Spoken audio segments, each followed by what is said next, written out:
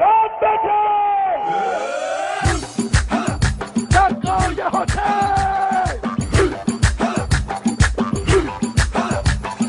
ایشالله بین الحرمین دیره بدنی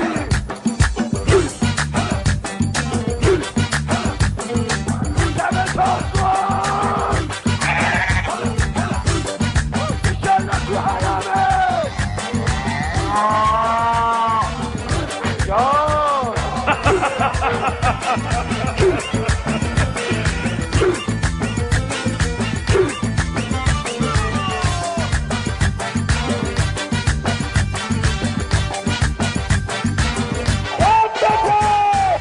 تو سه سالی چشام دنبالته دل من شب و روز دنبال دلته با که روی چون گلت پیدا میشه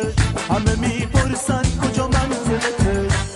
تو حرمه لب تو غنچه از پرپرش نکن دل من خونه بدترش نکن بذار چند بوسه بذار رو لبت دل عاشقم و عاشق درش نکن کمک کن حسینو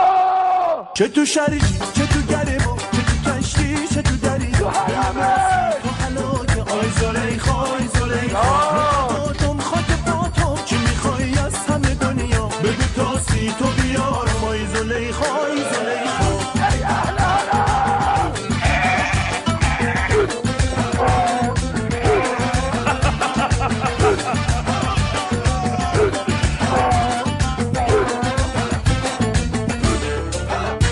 این چه وضعیه که شما انجام میدید؟ این خلاف مسائل دموکراتیکه. کاری نکنید بگم بیرونتون کنن. آدم باشید. میخواستگاری از کیش و دوبه میارین مطرب با ساغر و می یا بنویسین زنای ما نمازشون زیاد بیشتر نکردن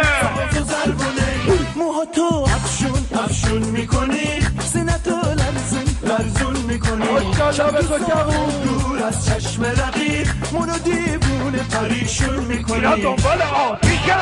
نه آتش دنبال اینها چه تو شریف چه تو گرم چه تو کشتی چه تو دری دل موسی تو حلالی آی زلیخا آی زلیخا مفداتم خاک پاتم چی میخوای از همه دنیا بگو تاسی تو بیارم آی زلیخا آی زلیخا آی زلیخا آی زلیخا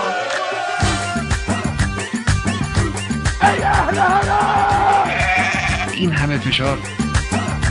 آی آقا من جا موندم من باید برم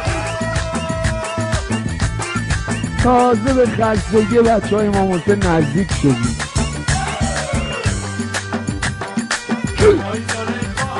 و حرف اصلی ما همینایی بود که عرض کردیم.